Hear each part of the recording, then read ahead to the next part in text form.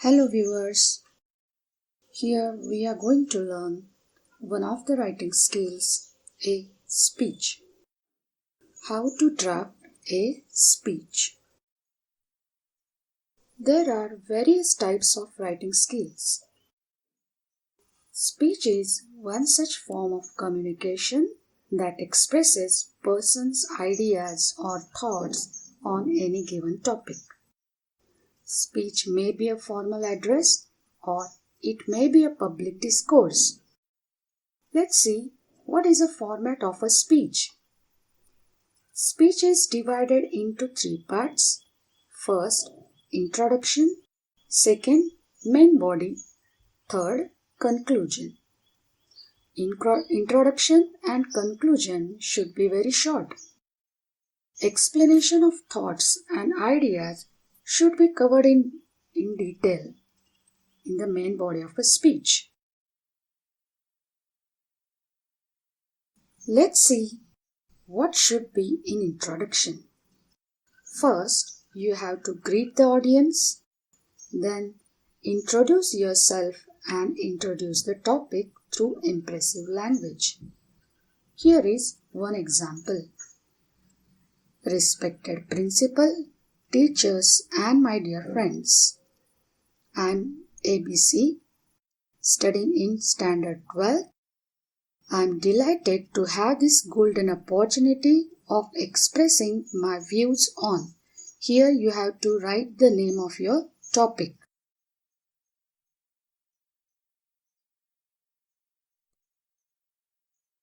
After introducing the topic, you have to draft main body of a speech in which you can define the topic. Introducing a topic and defining a topic are two different concepts. While introducing the topic, you have to just give the title or the name, but while defining it, you have to clear that concept.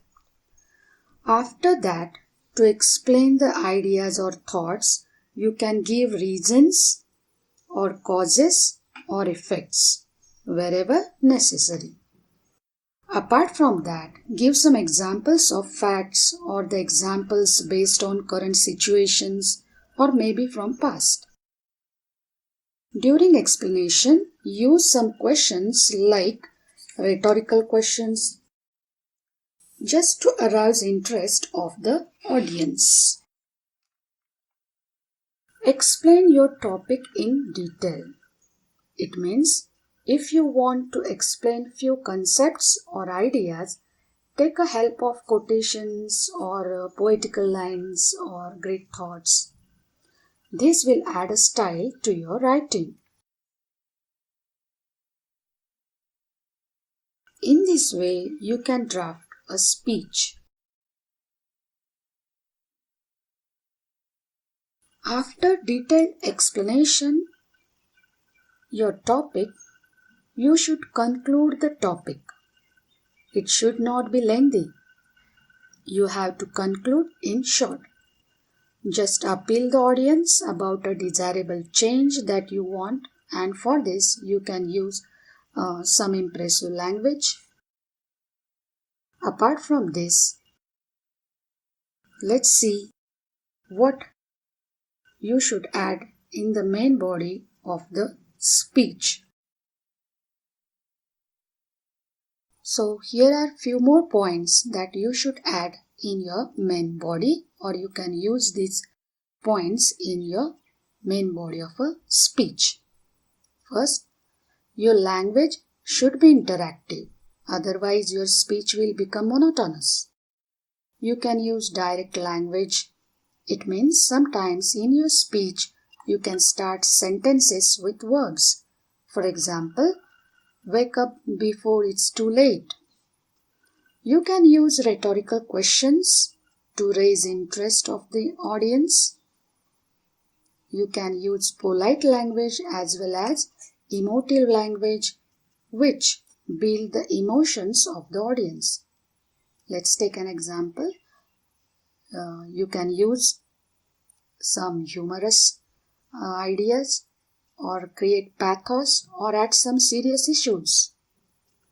Then use present tense most of the time. You can give suggestions directly, such as let's take an oath or it's our responsibility to do it, etc. You have to use model auxiliary like should, must, ought to, need to. So such kind of constructions or type of sentences in your speech. Even you can add few hypothetical situations based on facts. For example, think what will happen if, like this. And while writing a speech, use right punctuation marks wherever necessary. Thus, you can complete the main body of a speech like this using various points among these. Here are few important points to remember. Before writing a speech, you have to plan the content. For this, first collect the ideas, organize them. Rough draft should be there, then edit it and rewrite the speech. So, remember this order. Collect the ideas, organize them, draft should be rough first, edit, rewrite the speech. Now, here is an example of a speech, and the topic of this speech is corruption is an evil and the need to crush it.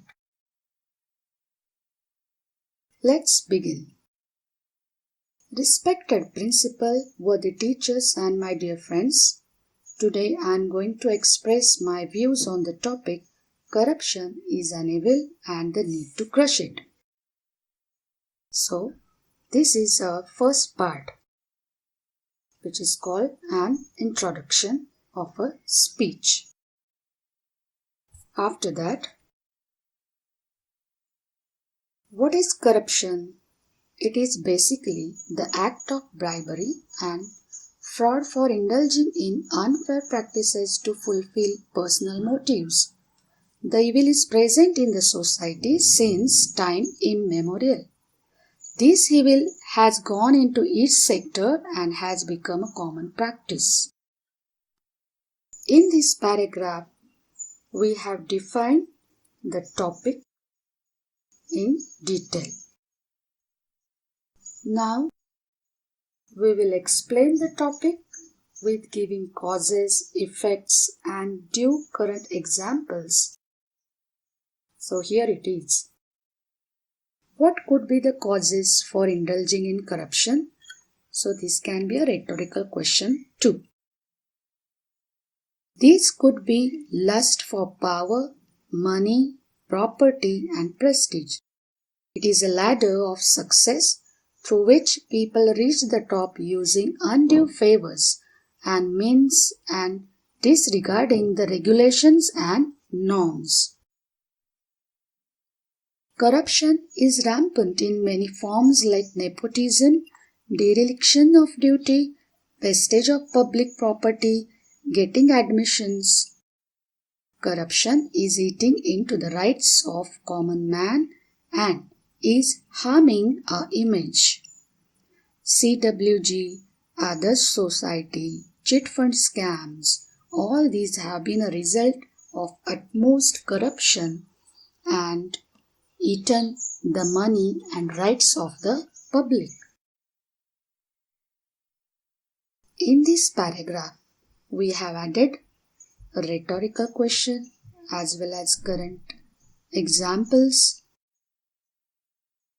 and you can write any poetical line or a quotation regarding this.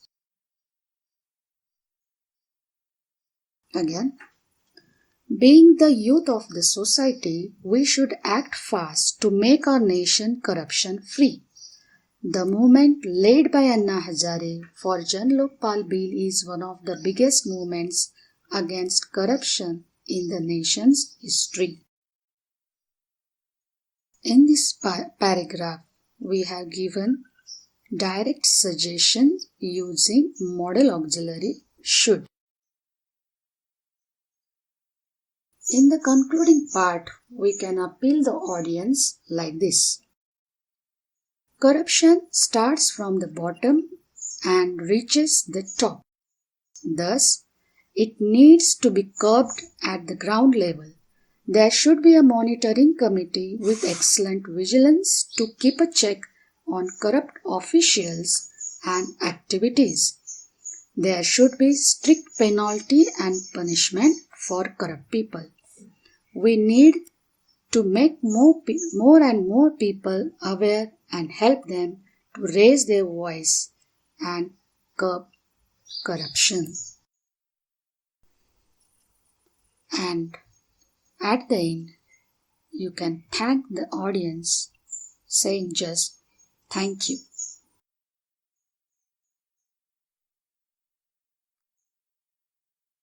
Thus, if you follow these guidelines, I'm sure you'll get out of marks for drafting a speech. Thank you.